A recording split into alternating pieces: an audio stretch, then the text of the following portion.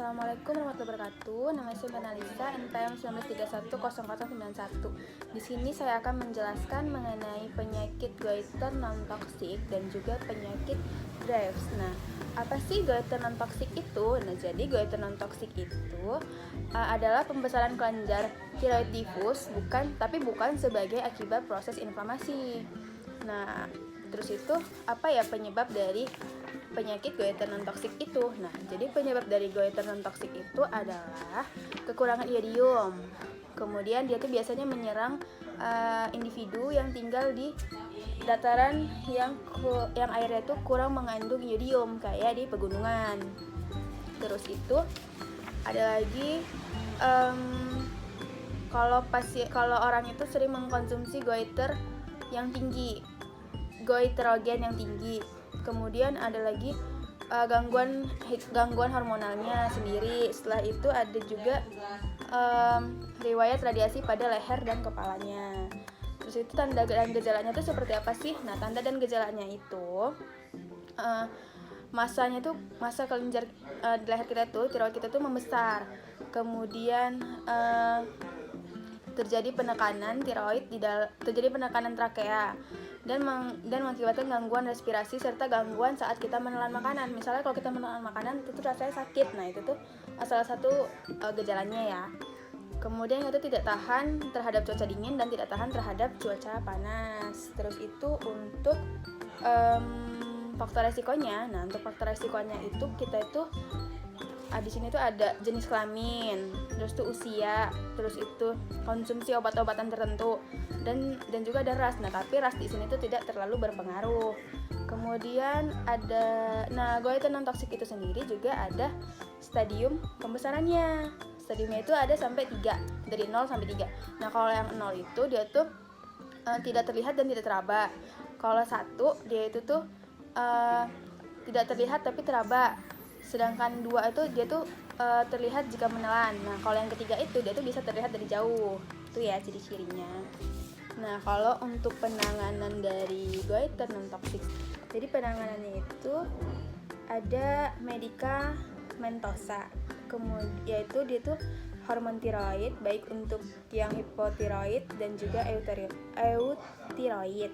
Terus itu ada yodium radioaktif setelah yang diberikan kepada pasien yang lebih dari 12 tahun dengan tanda-tanda obstruksi. Terus itu obstruksi itu apa sih? Obstruksi itu sumbatan. Setelah itu ada lagi pembedahan.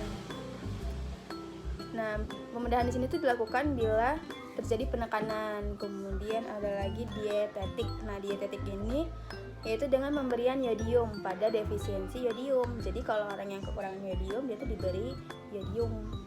Terus itu untuk kita ke penyakit Graves atau Graves disease. Apa sih Graves disease itu?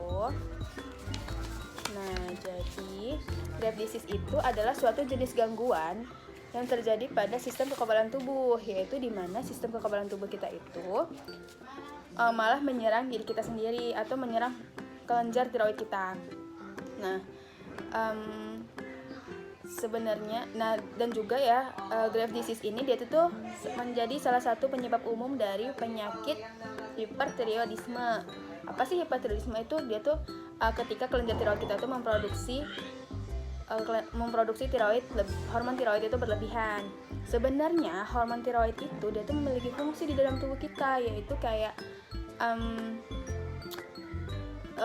mengatur sarafan, mengatur sistem saraf, kemudian itu mengatur perkembangan otak dan mengatur suhu tubuh. Tapi kalau dia berlebihan, itu juga bisa mengakibatkan gangguan yang serius, yaitu pada jantung, otot, terus itu tulang, siklus menstruasi, mata, kulit, dan juga masalah kesuburan. Terus itu untuk gejalanya Graves ini apa aja sih? Yaitu ada pembesaran kelenjar tiroid atau goiter. Terus itu ada tremor pada tangan atau jari tangan. Terus itu ada palpitasi jantung.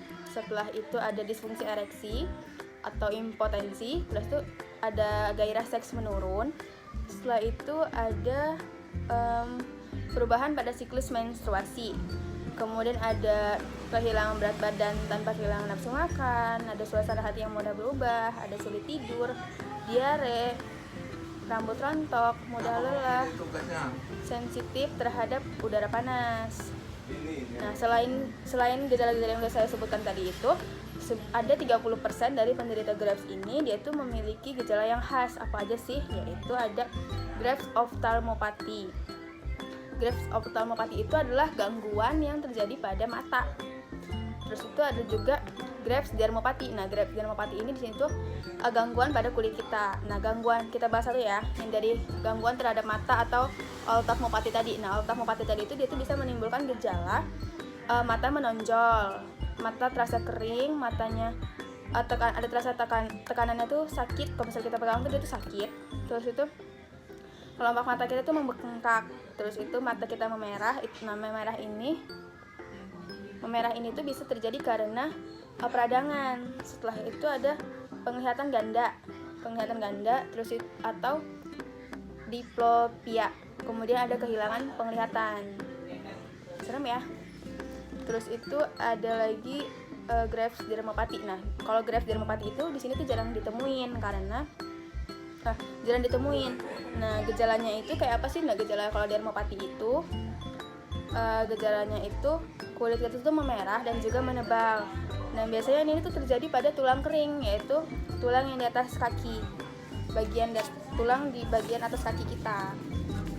Nah, penyebab penyakit Graves itu sendiri adalah gangguan pada sistem kekebalan tubuh kita yang tadi itu, yang dimana sistem kekebalan tubuh kita itu malah menyerang kelenjar tiroid kita.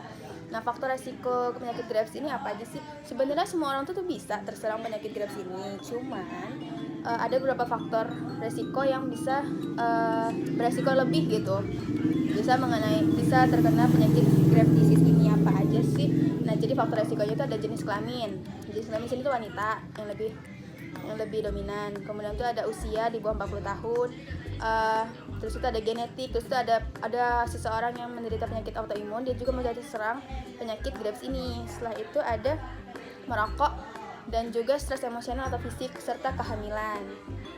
Kemudian untuk penanganannya dia itu tuh bisa diatasi dengan obat anti tiroid, kemudian obat penghambat beta, terapi radium radioaktif, dan juga pembedahan. Sekian penjelasan dari saya mengenai Graves disease dan juga goiter non toksik.